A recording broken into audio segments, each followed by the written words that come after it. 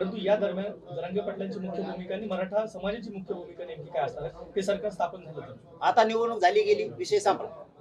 ते मराठ्यांनी पटापट डोक्यातून काढून टाकायचं. कोण पडला का निवडून आला काय, सुतक पाडल्यासारखं वागायचं नाही. आपल्याला काय सुतक आहे, कोणी पडला का निवडून.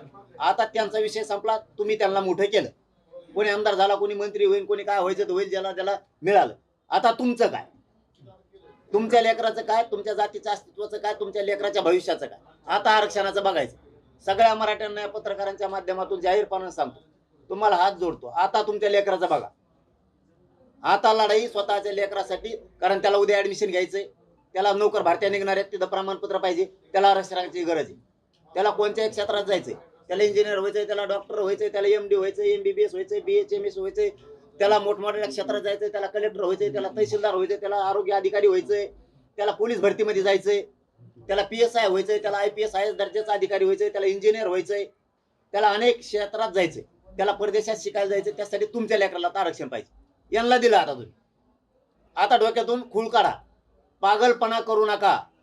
कोणता नेता फेता मंत्री काय झाला, आमदार काय झाला, गुलालात नाचू नका. तो नाचून देईल, येणार नाही मदतीला.